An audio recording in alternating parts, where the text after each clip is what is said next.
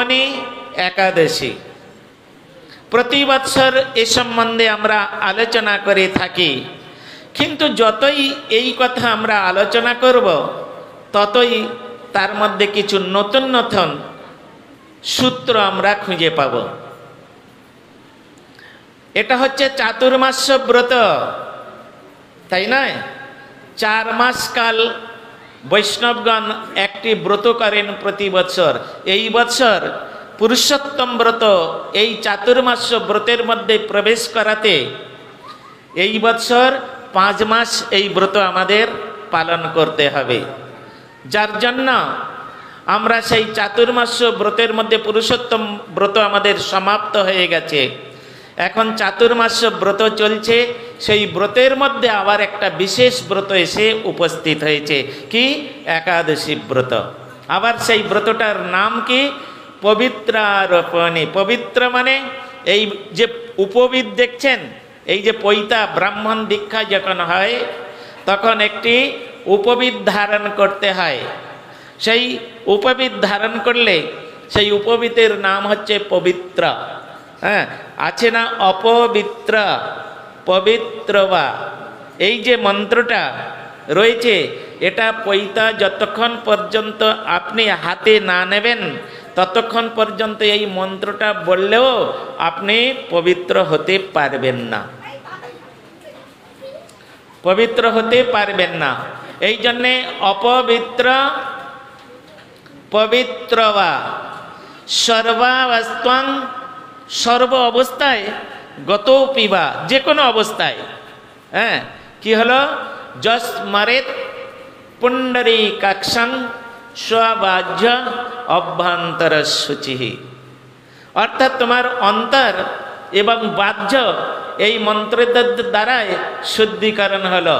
সেই মন্ত্রটা যখন আমরা জপ করব শুদ্ধিকরণ তখনই হবে যখন এই পবিত্র রোপণ করা হবে। তা আজকের দিনে দাপর যুগে আজ থেকে 5,500 বৎসর পূর্বে, আজ থেকে 5,500 বৎসর পূর্বে শ্রীধাম বৃন্দাবনে স্বয়ং নন্দ মহারাজ তাহার 2 পুত্রকে অর্থাৎ কৃষ্ণ এবং বলদেবকে এই শুদ্ধ একাদশীর দিনে সমস্ত সেখানে ব্রাহ্মণ বৈষ্ণব এবং শালগ্রামের সাক্ষাতে মন্ত্রাদি, গায়ত্রী মন্ত্রাদি, বেদ মন্ত্র ইত্যাদি সমস্ত উচ্চারণ করত। সেখানে কৃষ্ণ বলরামকে উপবিদ প্রদান করা হয়েছিল। এই জন্যে পবিত্র রোপণী, পবিত্র মানে পৈতা রোপণ করা হয়েছিল, দান করা হয়েছিল, পরানো হয়েছিল। এই জন্য পবিত্র রোপণী একাদশী। এই একাদশীর আবার একটা বিশেষ মহিমা আমাদের পদ্মপুরাণ এবং বরাহ পুরাণের মধ্যে সেখানে বর্ণনা করেছেন। ভগবান শ্রীকৃষ্ণের কাছে মহারাজ যুধিষ্ঠির তিনি প্রশ্ন রেখেছেন, দেখুন এখন কি মাস চলছে? ভাদ্র মাস, কিন্তু আমরা যে একাদশীটা করেছি এই একাদশীটা হচ্ছে শ্রাবণ মাসের কৃষ্ণপক্ষিয়া একাদশী, বুঝলেন নাকি? শুক্লপক্ষে একাদশী। সামনে পূর্ণিমা আসছে না? হ্যাঁ, পূর্ণিমা যদি হয় তাহলে এটা শুক্লপক্ষের একাদশী হবে। হ্যাঁ, তা সেই একাদশীর কথা প্রশ্ন করছেন মহারাজ যুধিষ্ঠির, আর উত্তর দিচ্ছেন ভগবান শ্রীকৃষ্ণ। কি বলেছেন একটু আমি সূত্রপাত করছি, শুনুন। একদিন মহারাজ যুধিষ্ঠির ভগবান শ্রীকৃষ্ণকে জিজ্ঞাসা করিলেন, হে প্রভু, শ্রাবণ মাসের শুক্লাপক্ষীয় একাদশীর নাম কি? তাহা কৃপাপূর্বক আমার নিকট বর্ণন করুন। তদুত্তরে শ্রীকৃষ্ণ বলিলেন, হে রাজন, আমি সেই পবিত্র ব্রত মাহাত্ম্য কীর্তন করিতেছি মনোযোগের সহিত শ্রবণ করো, যাহার শ্রবণ মাত্রেই বাজপেয় যজ্ঞের ফল লাভ হয়। আপনারা কি চান বাজপেয় যজ্ঞের ফল? চান? একটা বাজপেয় যজ্ঞের ফল মানে কেউ যদি, কোনো রাজা যদি বাজপেয় যজ্ঞ করে, শুদ্ধভাবে যদি সেই যজ্ঞটা সুসম্পন্ন হয়, তাহলে তার ফলস্বরূপ 1 কোটি বৎসর তিনি স্বর্গে বাস করতে পারবেন। 1 কোটি বৎসর। আবার কোন এক জায়গায় বলা আছে সহস্র কোটি বৎসর তিনি স্বর্গ সুখ লাভ করবেন। তাহলে এই ব্রতের মাহাত্ম্যটা শ্রবণ করলে, তা আপনারা সেটাই চান তো? কে কে চান না একটু হাত তুলে দেখান তো, কে কে চান না? কি জন্যে চান না? হ্যাঁ, ইনি আবার স্বর্গে যেতে চায় না। লোকে এমনি বলে কি পুণ্য করেছি স্বর্গে যাবি, ইনি আবার স্বর্গে যেতে চায় না। খুব ভালো কথা। আমি কিন্তু চাই না, না, আমার দরকার নাই। আমি আমার গুরু বৈষ্ণবকে সঙ্গে করে নিয়ে, গুরুদেবকে সঙ্গে নিয়ে অনন্তকাল নরকে আমি যেতে চাই, তথাপিও আমি ওই স্বর্গ সুখ ভোগ করতে চাই না। কেন? গীতার মধ্যে স্বয়ং ভগবান অর্জুনকে বললেন, তে তং ভুক্ত স্বর্গলোকং ক্ষীণে পুণ্যে মত্তলোকং বিশন্তি এবং ত্রয়ী ধর্মং অনুপ্রপন্ন গতাগতং কাম কাম লভন্তে। কোনো একজন ব্যক্তি 1000 টাকা নিয়ে তিনি ব্যাংকে গিয়ে একটা অ্যাকাউন্ট খুলেছেন। হ্যাঁ, এখন পাস বইটা নিয়ে তিনি কয়েকদিন পর, প্রতিদিন পর পর তিনি ব্যাংকে যাচ্ছেন, 100 করে টাকা উঠিয়ে আনছেন। 1000 টাকা ডিপোজিট করেছিলেন।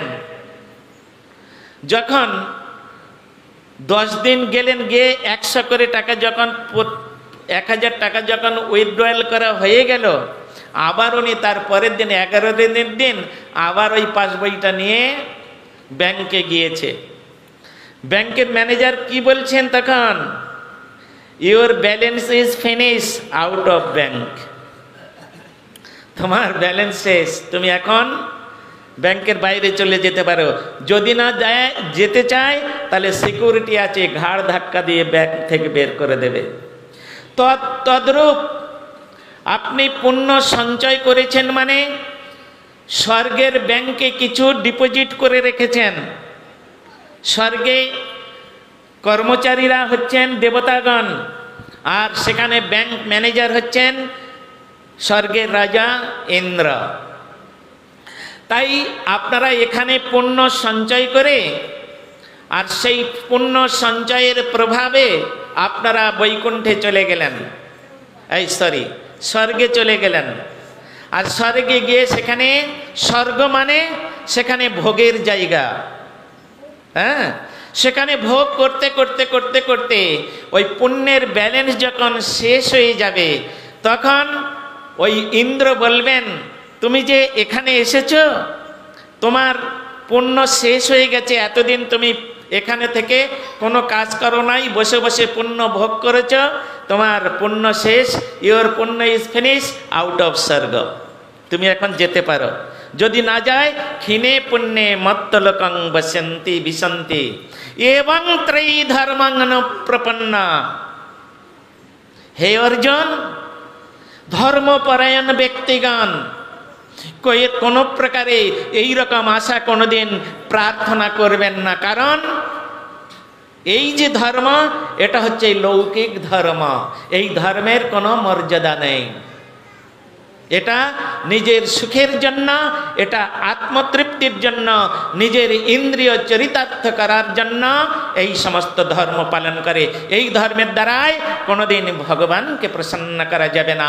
আর যতদিন পর্যন্ত তুমি ভগবানকে প্রসন্ন করতে না পারবে, ততদিন পর্যন্ত তুমি বৈকুণ্ঠ প্রাপ্তি হতে পারবে না। নিতাই গৌর প্রেমানন্দে হরি হরি বল। অতএব সেই বৈকুণ্ঠ প্রাপ্তির জন্য কি করতে হবে? যদি কোনো ব্যক্তি বৈকুণ্ঠে যেতে যান, তাকে তখন বললেন মজ্জাজি নমস্কারু। হ্যাঁ, একমাত্র আমাকে যাজন করো, যজন করো, অধ্যয়ন করো, যা কিছু করো সব আমাকে কেন্দ্র করে করো, গড সেন্টার করে সব কিছু করো। তাহলে একদিন না একদিন তুমি গৌর সুন্দরের পাদ পদ্মে, রাধা গোবিন্দের পাদ পদ্মে পৌঁছাতে পারবে, গোলক বৃন্দাবনে। এই জন্য এই যে ঝুলন যাত্রার ব্যবস্থা এখানে আজকের হয়েছে, এই যে একাদশী, এই সমস্ত একাদশীর ব্রত, ঝুলন যাত্রার অনুষ্ঠান, হরিকথা, শ্রবণ কীর্তন, এগুলো যদি আমরা সাধু সঙ্গে করতে পারি, তাহলে আমাদের জন্য বৈকুণ্ঠে যাবার রাস্তাটা একদম মসৃণ পরিষ্কার হয়ে যাবে। হ্যাঁ, কোনো বাধা থাকবে না। তাই এই সব শুভানুষ্ঠানগুলো করছেন। তাই ভগবান তিনি যুগে যুগে এসে এই জগতে কিছু লীলা করে যান, যে লীলাগুলো পরবর্তীকালে গুরু বৈষ্ণবের আনুগত্যে তাহারা পালন করতে পারেন। আর এই অনুষ্ঠানগুলো করলে তাদের ধীরে ধীরে ধীরে ধীরে একটা পঞ্জীভূত সুকৃতির সেখানে লাভ হবে, সুকৃতি লাভ হবে। সুকৃতি কোনোদিন নষ্ট হয় না, পুণ্য নষ্ট হয়ে যায়। হ্যাঁ, কিন্তু সুকৃতি এমন একটা বস্তু নষ্ট হয় না। যেমন সেখানে উদাহরণ দিয়েছেন একটা সোনার নেকলেস, হাজার হাজার বছর মাটির তলায় আছে। ওই হাজার হাজার বছর পরে যখন ওই সোনার নেকলেসটা মাটির তলা থেকে বের করবেন, তার যেমন চিকনাই তেমন থাকে, তার মধ্যে কোনো ছাপ পড়ে না। ওটাকে অ্যাসিড জল দিয়ে ধুয়ে পালিশ করলে সেই রংটা চলে আসবে। হ্যাঁ, এই সুকৃতি মানে সোনার নেকলেস, হার। এই সুকৃতি যদি কেউ একবার হৃদয়ে স্থাপন করতে পারেন, তাহলে তার আর কোনো চিন্তা নেই। কোনো একজন ব্যক্তি তিনি হয়তো ভগবানের ভজন করছেন, সদ্গুরুর চরণাশ্রয় করেছেন, করে ভগবানের ভজন করছেন। আর ভজন করতে করতে কি হলো, কোনো অসৎসঙ্গে পড়ে তার মতিটা বিভ্রান্ত হয়ে গেল, আর সে ভজন থেকে চ্যুত হয়ে স্বাভাবিক জীবনযাপন করতে লাগলেন। তাহলে কি হলো? এরকম তো অনেক হয়েছে, চোখের সামনে অনেক দেখেছি। তাহলে কি হলো? তার জীবনটা কি নষ্ট হয়ে গেল? সে যে সাধন ভজন করলো, সে যে ভগবানের এতদিন সেবা করলো, গুরু বৈষ্ণবের সেবা করলো, ওটা কি নষ্ট হয়ে গেল? বলেন না, ওটা নষ্ট হবে না, ওটা আচ্ছাদিত অবস্থায় থেকে গেল। আবার কোনোদিন যদি কোনো জন্মেও, যদি এই জন্মে না হলে তার পরের জন্মে, আজি বা শতেক বর্ষে, শতবৎসর জন্ম যদি অতিবাহিত হয়, তারপরে যদি কোনো প্রকারে সে একজন শুদ্ধ বৈষ্ণবের সঙ্গ পেয়ে যায়, আবার সে ওখান থেকে শুরু করবে। হ্যাঁ, এই জন্য শাস্ত্রে বলা আছে পূর্ব জন্মর্জিত বিদ্যা, পূর্ব জন্মর্জিতা ধন, আর পূর্ব জন্মর্জিতা ধর্ম ধাবতি অগ্রে অগ্রে। এটা কোনোদিন নষ্ট হবে না। বিদ্যা এমন একটা বস্তু, সেটা যতই দান করবেন ততই ওটা বৃদ্ধি প্রাপ্ত হবে। ধন যত দান করবেন ততই বৃদ্ধি প্রাপ্ত হবে। আপনারা জানেন না, সাধু এসেছে ঘরে, জন্মাষ্টমী উৎসব করবে, ঝুলন উৎসব করবে, এক্ষুনি বললো আমাকে 100 টাকা দাও। যা বাবা, আমার সবে 99,999 টাকা হয়েছে, আর 100 টাকা হলে আমার 10,000 টাকা পূর্ণ হবে। সাধু এসে বললো আমাকে 100 টাকা দাও। হ্যাঁ, না না, এখন হবে না, আমার কাছে কিছু নাই, চলে যাও। হ্যাঁ, আমি খুঁজছি 100 টাকা, কোথায় 10,000 টাকা পূরণ করব। কি হবে? ওই 10,000 টাকা 9,999 টাকা কখন যে ফুটুস হয়ে যাবে বুঝতে পারবেন না। আর ওখান থেকে যদি 100 টাকা নিয়ে সাধুকে দেন, যাও বাবা এইটা তুমি গোবিন্দ সেবায় লাগাও, তো ঠাকুর তাকে কি করে দেবেন? ও খুলতে হবে না, খুঁজতে হবে না, দেখবেন 10,000 টাকা পূরণ হয়ে গেছে।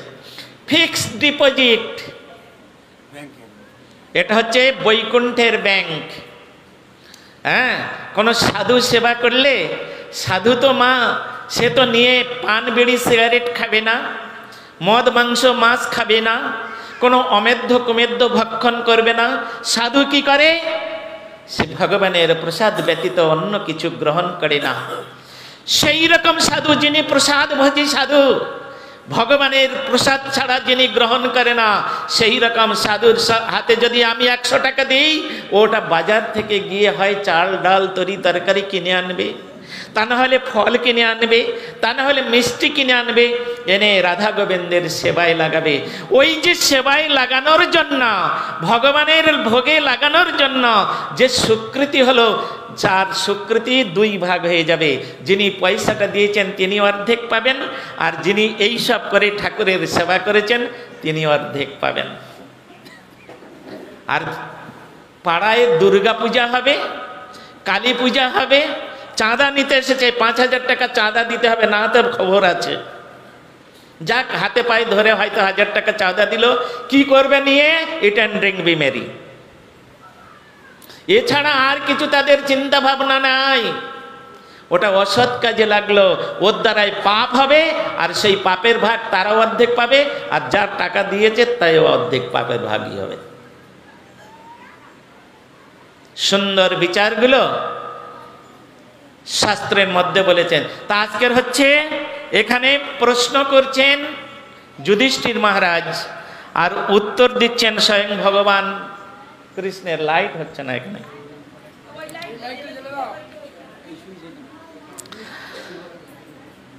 পুরাকালে দ্বাপর যুগের প্রারম্ভে মহিষ্মতি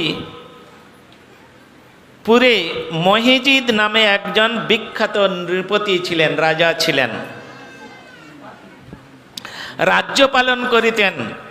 কিন্তু দুঃখের বিষয়, সেই রাজা তিনি খুব প্রজাবৎসল রাজা ছিলেন, কৃষ্ণ ভক্তি পরায়ণ রাজা ছিলেন, কৃষ্ণ ভক্তি পরায়ণ রাজা ছিলেন, এবং সমস্তভাবে তিনি যত ভক্তির অনুকূল সেগুলো তিনি পালন করতেন। মন দিয়ে শুনুন, তা নাহলে কিন্তু বুঝতে পারবেন না। একদিন তিনি সমস্ত প্রজাকে ডেকে বললেন, হে প্রজাবৃন্দ, হে ব্রাহ্মণগণ, হে আমার রাজ্যে নিবাসকারী বৈষ্ণবগণ, আপনারা শ্রবণ করুন। আমি কোনোদিন আপনাদের হেয় চোখে দেখি নাই, কোনোদিন অন্যায়পূর্বক কারোর ধন অপহরণ করি নাই, কোনোদিন কাউকে কোনো কটু কথা প্রয়োগ করি নাই। মিষ্টি বাক্যের দ্বারায় আমি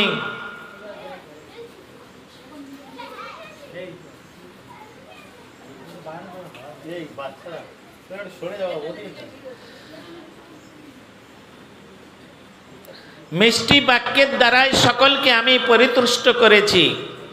কিন্তু আমি কি এমন কর্ম করেছি পূর্বজন্মে, যে কর্মের ফলে আমি অপুত্র কাছি, তার কোনো পুত্র সন্তান ছিল না। হ্যাঁ, আমাদের পাড়াগাঁয়ে একটা কথা আছে, যে মায়ের, যে বাবার কোনো পুত্র সন্তান হয় নাই, তার মুখ দেখলে নাকি কি হয় গো? কল্যাণ হয়।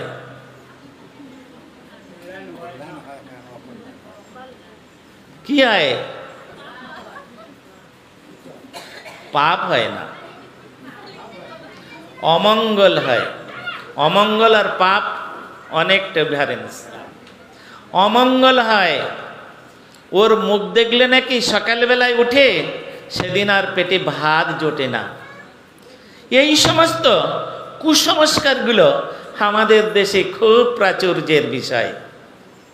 হ্যাঁ, সেই মতো অবস্থায় সেই মহিষ্মতি নগরের সেই যে মহিধর নামে যে রাজা, তিনি এই কথা চিন্তা করে অত্যন্ত দুঃখিত হয়েছেন এবং সমস্ত প্রজাবৃন্দের কাছে, ব্রাহ্মণগণের কাছে, ঋষিবৃন্দের কাছে এই রকম কথাটা জানাচ্ছেন, আপনারা বলুন আমি কি করব,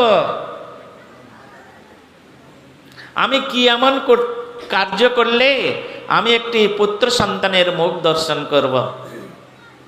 তখন সমস্ত প্রজাগণ, ব্রাহ্মণগণ এবং বৈষ্ণবগণ তাহারা মিলে বললেন, মহারাজ আপনার জন্য আপনি যদি আদেশ দেন তাহলে আমরা কিছু করব, চেষ্টা করব। বলছে তাই করুন। এই বলে ব্রাহ্মণ, বৈষ্ণব এবং প্রজাগণ মিলে তারা জঙ্গলের মধ্যে প্রবেশ করেছেন। আর জঙ্গলের মধ্যে নদীর তীরে তীরে সমস্ত মুনি ঋষিগণ তারা নানা রকম কুটির করে আর সেখানে ভজন করছেন। সমস্ত মুনি ঋষিদের চরণধুলি নিতে নিতে নিতে নিতে লাস্টে এমন একজন মুনি ঋষির কাছে গিয়ে পৌঁছেছে যে যার মহিমা শাস্ত্র পর্যন্ত বর্ণন করতে অক্ষম হয়ে যাবে। ভগবানের কথা শাস্ত্র বর্ণন করতে অক্ষম হয় না, কিন্তু সাধুর কথা বর্ণন করতে করতে শাস্ত্র অক্ষম হয়ে যাবে। তার নাম ছিল লোমশ ঋষি। নাম আপনারা শুনেছেন, শ্রীমদ্ ভাগবতে এই লোমশ মুনির কথা বলা আছে। আমি লোমশ মুনির সম্বন্ধে একটু বলে নেই। এই লোমশ মুনি ছিলেন অবিবাহিত।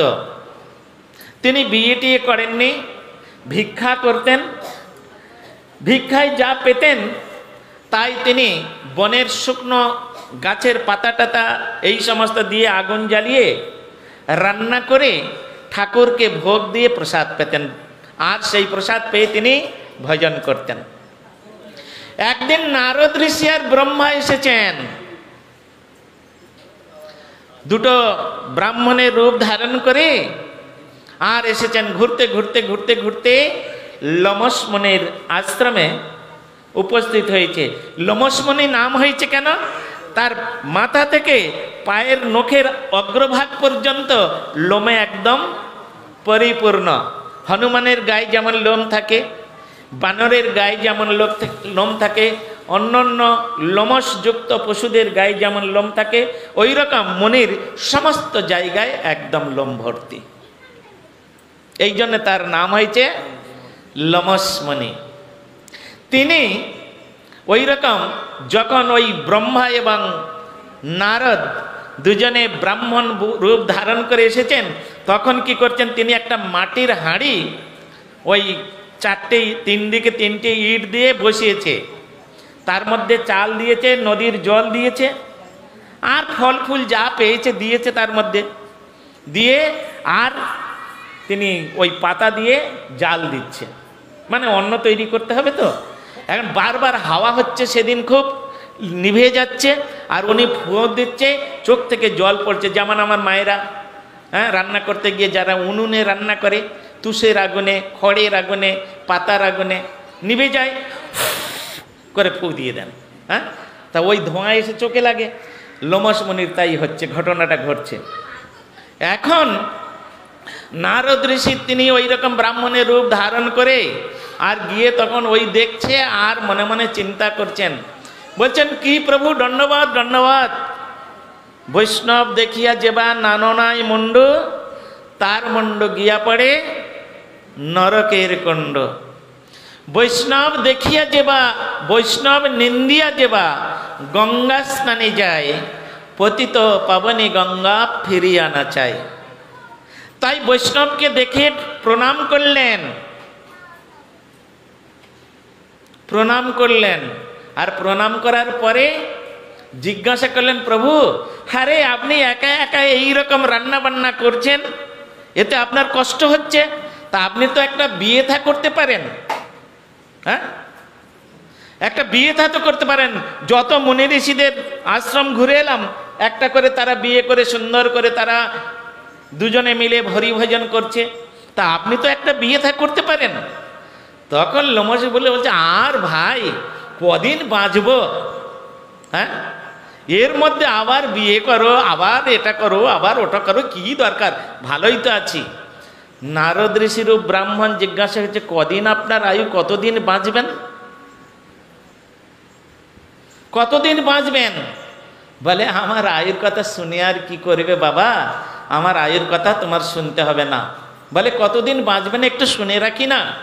বলে এই দেখো, বুকটা দেখিয়ে বললে একটা কাঁচা টাকা যেরকম হয়, ওই রকম একটা কাঁচা টাকার মতো জায়গায় লোম নাই। এরকম জায়গায় একটা লোম নাই।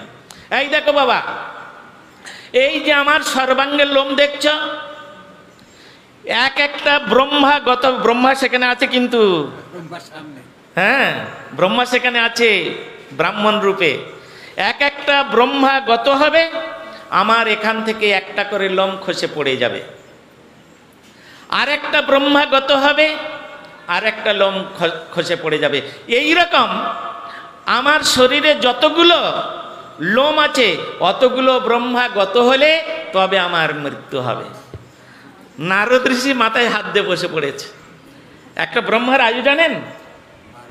হ্যাঁ, একটা ব্রহ্মার আয়ু হচ্ছে সত্য, ত্রেতা, দ্বাপর, কলি, এই 4 যুগে এক দিব্য যুগ। 71 দিব্য যুগে একটা মনুরন্তর, আর 14 মন্বন্তরে ব্রহ্মার দিবস ভিতর। এই রকম করে ব্রহ্মার 100 বছর আয়ু। কোনো ক্যালকুলেটর কোনো কিছুতে পাত্তাই পাবে না। হ্যাঁ, তো এই জন্য এই তার আয়ু। সত্য, ত্রেতা, দ্বাপর, কলি, হিসাব করুন, এই 4 যুগে একটা দিব্য যুগ। 71 দিব্য যুগে একটা মনু অন্তর, একটা মনুর আয়ু। আমরা যে মনু থেকে মানব হয়েছি না, 14 মনু আছে না, এই এক একটা মনুর আয়ু হচ্ছে 71 দিব্য যুগ। ওই রকম 14টা মনু অন্তর হলে তবে ব্রহ্মার একটা দিন হয়। হ্যাঁ, একটা দিন হয়। আর এই একটা দিন এই রকম করে ব্রহ্মার 100 বৎসর আয়ু আছে। এতগুলো ব্রহ্মা গত হবে, কবে কোথায় কবে তার মৃত্যু হবে তার ঠিক নাই। আর আমরা মৃত্যুর মুখে বসে আছি, কালকের বেঁচে থাকবো কোনো ঠিক নাই। তার জন্য কত বিয়ে থা, সংসার, এটা সেটা, নানা রকম, আমার গাড়ি, আমার বাড়ি, আমার এটা, আমার ওটা, এই নিয়ে মারামারি কত কি হয়ে যায়। হ্যাঁ, লোমশ ঋষি বলছেন আর কদিন বাঁচব, এর জন্য আর বিয়ে থা কি দরকার, ভালোই আছে। সেই লোমশ মুনির আশ্রমে গিয়ে উপস্থিত হয়েছেন ওই মহিষ্মতি নগরের প্রজাবৃন্দ, ব্রাহ্মণবৃন্দ এবং বৈষ্ণববৃন্দ। তিনি তখন যোগাসনে বসেছিলেন, কিন্তু যখন তারা গিয়ে জয় হোক, মুনিবারের জয় হোক বলে যখন প্রণাম করেছেন, তিনি চক্ষু উন্মিলন করে তিনি দেখলেন, আরে সমস্ত ঋষিবৃন্দ এসেছেন, ব্রাহ্মণগণ এসেছেন, মহিষ্মতি নগরের সমস্ত প্রজাবৃন্দ এসেছেন। কি ব্যাপার, আপনারা সকলেই আমার কাছে, আর আমার এত প্রশংসা করছেন কেন আপনারা? লোমশ মুনি বলছেন, জয় হোক, এটা হোক, নানা রকম, আপনার দর্শন পেয়ে আমরা ধন্য, নানা রকম। আমি সংক্ষিপ্তভাবে বলছি আর কি। এত প্রশংসা কেন করছেন বলুন বলুন, আমি আপনাদের কি সেবায় লাগতে পারি? ভাষাগুলো দেখুন, এই হচ্ছে বৈষ্ণবীয় ভাষা, এই হচ্ছে মার্জিত ভাষা। বৈষ্ণবের ভাষা হচ্ছে মার্জিত ভাষা হবে, বৈষ্ণবের ভাষা কমনীয় ভাষা হবে। হ্যাঁ, সেইখানে তিনি বলছেন কি সেবায় লাগতে পারি, বলুন আমার দ্বারায় আপনাদের কি সেবা হতে পারে? তখন তিনি বলছেন, হে ত্রিকালজ্ঞ ঋষি, আপনি সব জানেন, তথাপিও আমরা বলছি, আমাদের মহিষ্মতি নগরের যে রাজা, তিনি অত্যন্ত পুত্র সন্তানহীন অবস্থায়, অত্যন্ত দুঃখী অবস্থায় রয়েছেন। যাহাতে তার মুখে একটু হাসি ফোটে, তার একটি পুত্র সন্তান হয়, তার জন্য আপনি একটু ব্যবস্থা নিন। তখন তিনি কি করলেন? তিনি বলে দিলেন, ঠিক আছে যাও, আমি তোমাদের রাজার জন্য কিছু একটা ব্যবস্থা নেব। সকলে প্রণাম করে চলে আসলেন। আসার পরে তাহার স্ত্রী গর্ভবতী হলেন, তিনি কিছু করে দিয়েছেন, ভগবানের কাছে প্রার্থনা করেছেন হয়তো, তাই ভগবান তার কথা শুনেছেন। কারণ সরঙ্গ শরণাগতি হইবে যাহার, তাহার প্রার্থনা শুনে শ্রী নন্দকুমার অন্য কারোর প্রার্থনা শুনবে না। যে যতই ভজন করুন, যে যতই হরিনাম করুন, যে যতই সাধু সেবা করুন, যতক্ষণ পর্যন্ত গুরু বৈষ্ণব এবং ভগবানের চরণে শরণাগতি না হতে পারবেন, সরঙ্গ শরণাগতি হইবে যাহার, তাহার প্রার্থনা শুনে শ্রীনন্দ কুমার এটা যতক্ষণ না হবে ভগবান তার কথা শুনবে না। তাকে রক্ষা করবে, তাকে পালন করবে, কিন্তু তার কথা শুনবে না। আজকের নমর শ্রী তিনি ভগবানের চরণে তার সম্পূর্ণ কায় মন বাক্য, তার যা কিছু আমার বলে যা কিছু আছে সব কিছু তার চরণে নিবেদিত।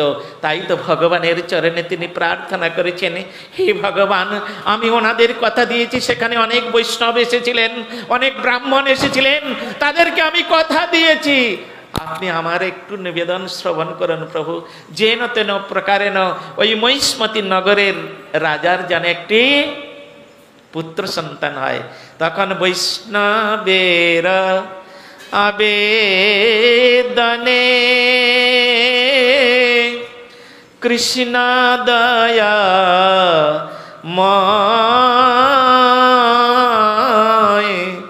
এহেন পামর প্রতি হবে ন সদয়, এহেন পামর প্রতি হবে ন সদয়। বৈষ্ণবের আবেদনে কৃষ্ণ দয়াময় এহেন পামর প্রতি হবে না সদয়। তাই ভগবানের কাছে লোমশ মুনি যখন তিনি প্রার্থনা করেছেন, ও তুমি বলছো, তোমার বাক্য তো আমাকে শুনতেই হবে, তোমার কথা তো আমাকে মানতেই হবে। কেন? মদ ভক্তানাঞ্চ যে ভক্তা স্তেমে যুক্ত তমামত অহং ভক্ত পরাধীন। হে অস্বতন্ত্র ইব দ্বিজ, হে ব্রাহ্মণ, আমি যে বৈষ্ণবগণের আনুগত্যে থাকি, নিখিল বিশ্ব ব্রহ্মাণ্ড আমার আনুগত্যে থাকে, আমি সকলকে পালন করি, আবার বৈষ্ণবের আনুগত্যে আমি থাকি, আমার ভক্ত আমাকে যা বলে আমি তাই শুনি। তাই ভগবান তিনি কি করলেন, ওই লোমশ ঋষির কথা মতো, তিনি প্রার্থনা মতো তিনি কি করলেন, ওই মহিষ্মতি নগরের রানীর গর্ভে একটি পুত্র সন্তান প্রদান করলেন। রাজা তিনি অত্যন্ত আনন্দিত হলেন, আর আনন্দিত হয়ে আর সঙ্গে সঙ্গে তিনি কি করলেন, তিনি নগরে উৎসব মানাতে লাগলেন। হ্যাঁ, উৎসব মানাতে লাগলেন। কাদেরকে নিয়ে? ওই বনের মধ্যে যত ঋষিবৃন্দ ছিলেন, তার রাজ্যে যত ঋষিবৃন্দ ছিলেন, ব্রাহ্মণগণকে এবং প্রজাবৃন্দকে নিয়ে তিনি সেখানে উৎসব মানাতে লাগলেন। হ্যাঁ, সেখানে সেই উৎসবে কি হচ্ছে, গোবিন্দের গুণগান, বৈষ্ণবের গুণগান হচ্ছেন। হ্যাঁ, এইরকম সুন্দরভাবে শুভ দিনে শুভ লগ্নে একটি অপরূপ সুন্দর পুত্র সন্তান জন্মগ্রহণ করলেন। অপরূপ সুন্দর শুভ লগ্নে শুভক্ষণে সেই পুত্র সন্তান জন্মগ্রহণ করলেন। আর তাই নিয়ে এই রকম তা বলছেন, সেই রাজা বলছেন যে এই যে পুত্র সন্তান হলেন, শুধু কি ভগবান ওই বৈষ্ণবের আবেদনে, আর তিনি ওই ভগবান তার গর্ভে পুত্র সন্তানটা দিয়ে দিলেন, তাহলে তার তো কোনো সাধন করতে হলো না। সাধন না করলে ভগবানকে পাওয়া যাবে না।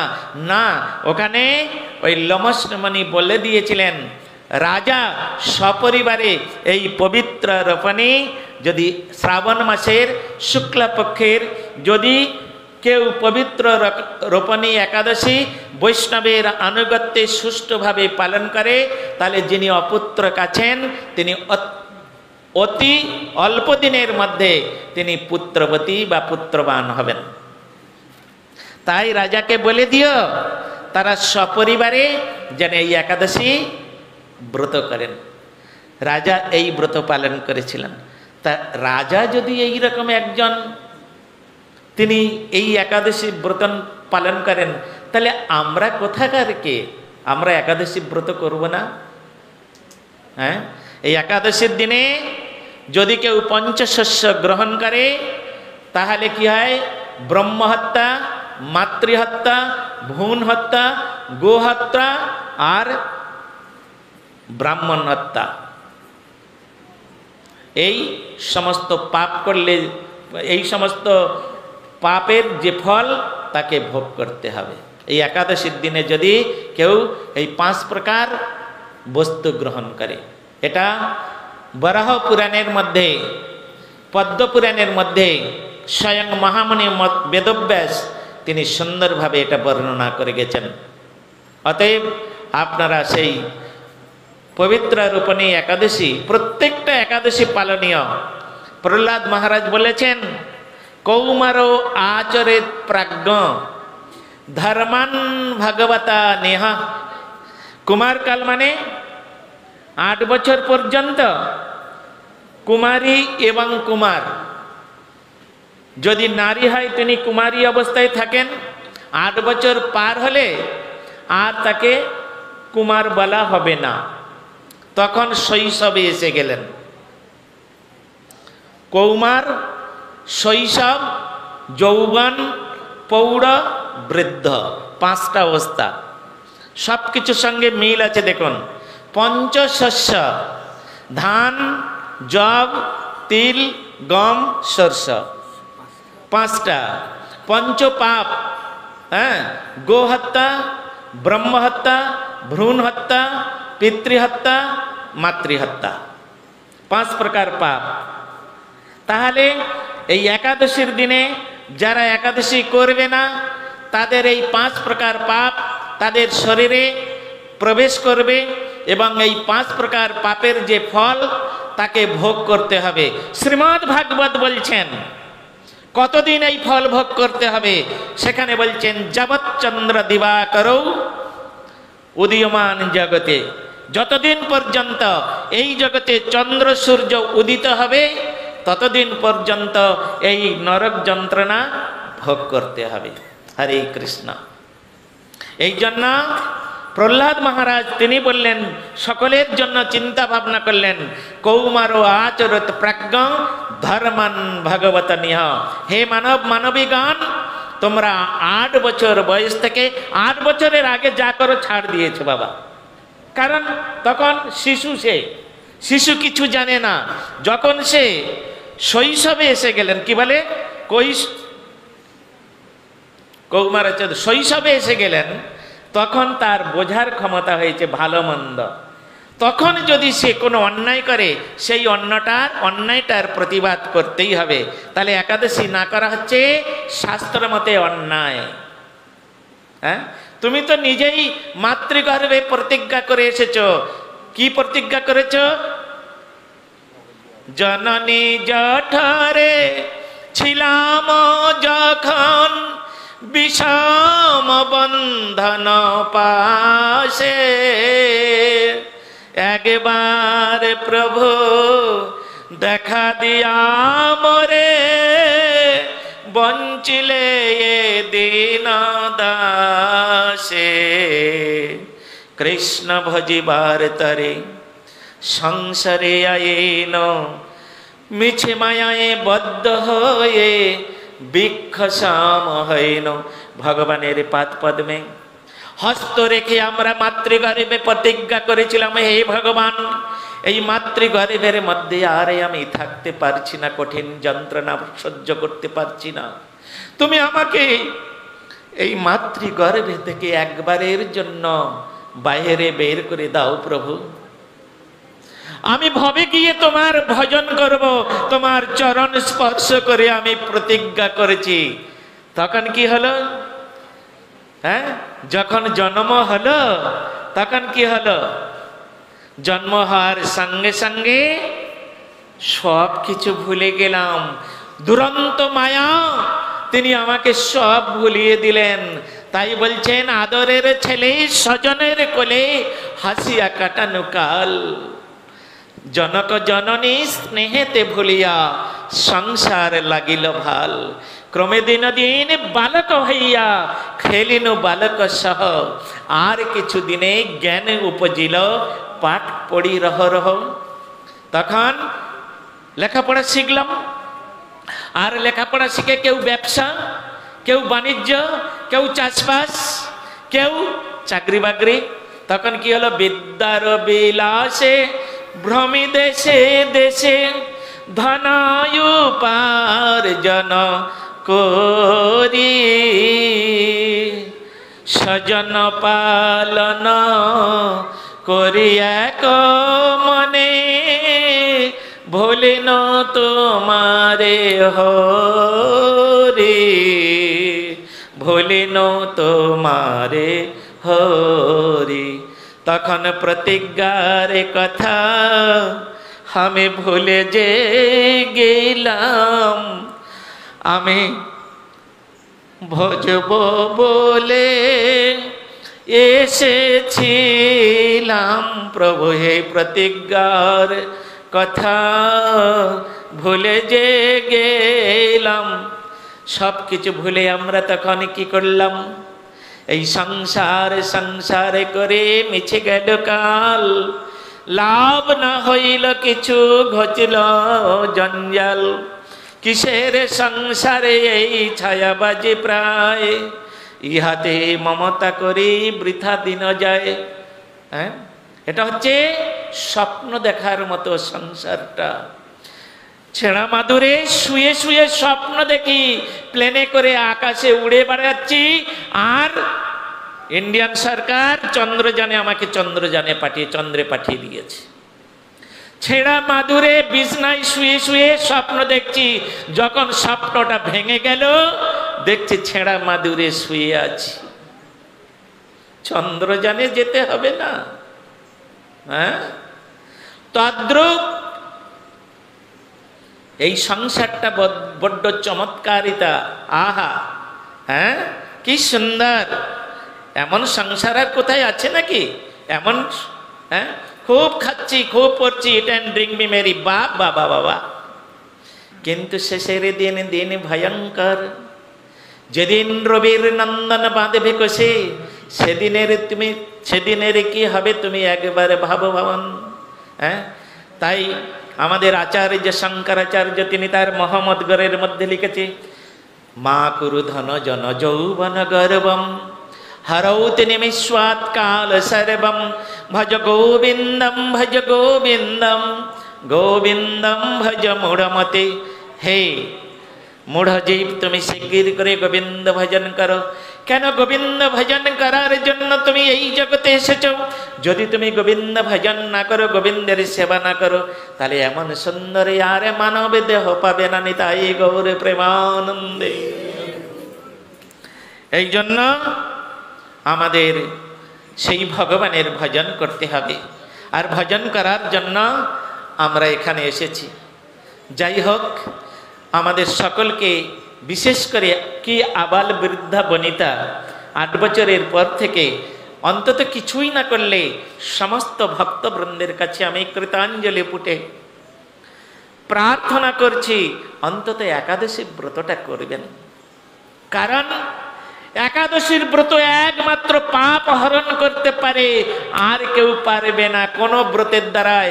মায়েরা কত ব্রত করে, মঙ্গলচণ্ডীর ব্রত, বিপত্তারিণীর ব্রত। ওই যত বিপত্তারিণীর ব্রত করবে, বিপদ আরো ঘাড়ে আসবে, আরো বিপদ ঘাড়ে আসবে। অতএব বিপত্তারিণীর ব্রত করলে কোনোদিন বিপদ দূর হবে না। কেন? বিপদহারী মধুসূদন, হ্যাঁ, সেই বিপদহারী মধুসূদনের ভজন না করলে তোমার বিপদ দূরীভূত হবে না। এই জন্য যতই ব্রত করুন, মঙ্গলচণ্ডী ব্রত করুন, বিপত্তারিণী ব্রত করুন, দুর্গাষ্টমী করুন, ষষ্ঠী পূজা করুন, মাকাল পূজা করুন, ঘেঁটু পূজা করুন, কোনো লাভ হবে না। হ্যাঁ, যত করবেন তত পাপ বাড়বে, যত করবেন তত পাপ বাড়বে। কেন? ফর্মুলা তো জানি না। বীজগণিতের অঙ্ক যে বানাবো, কষবো, সে ফর্মুলাই তো আমার জানা নেই। তো আমি বীজগণিতের অঙ্ক মিলাবো কি করে? পাপ দূরীভূত করার যে ফর্মুলা ওটা আমার জানা নেই। এই জন্য ডিভাইন টিচার যারা রয়েছে তাদের কাছে যেতে হবে, ম্যাটেরিয়াল টিচারের কাছে গেলে হবে না, ডিভাইন টিচারের কাছে যেতে হবে। গেলে কিভাবে তোমার হৃদয় থেকে জন্ম জন্মান্তরের পাপ দূরীভূত হবে সেটা তুমি বুঝতে পারবে। তখন সাধুই বলে দেবে, সাধুগণ হচ্ছেন ডিভাইন টিচার। অতএব সাধুসঙ্গ সর্বশাস্ত্রে কয়, লবমাত্র সাধুসঙ্গে সর্বসিদ্ধি হয়।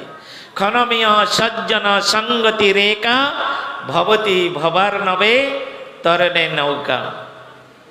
সুতরাং আমাদের এখানে আরো 4 দিন আমাদের এই অনুষ্ঠান চলবে।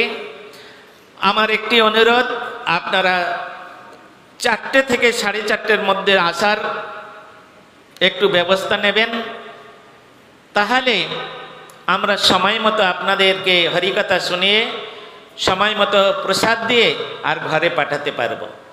তা নাহলে এদিক ওদিক হয়ে যাবে। হ্যাঁ, স্কুল আছে, টিচার আছে, স্টুডেন্ট নেই, সেই স্কুল কি করে চলবে বলুন? হ্যাঁ, স্টুডেন্ট যতক্ষণ না আসবে ততক্ষণ তো টিচার ক্লাস শুরু করতে পারছেন না। তা আপনারা তো হচ্ছে স্টুডেন্ট, তা আপনারা যদি না আসেন তাহলে রাধা গোবিন্দ স্বয়ং হচ্ছেন তিনি ডিভাইন টিচারের তিনি টিচার। হ্যাঁ, তিনি হচ্ছেন প্রফেসর। তা সুতরাং তিনি ঝুলনে উঠবেন কি করে? সেই জন্য সকলের কাছে আমার কৃতাঞ্জলি পুটে বিনীত নিবেদন,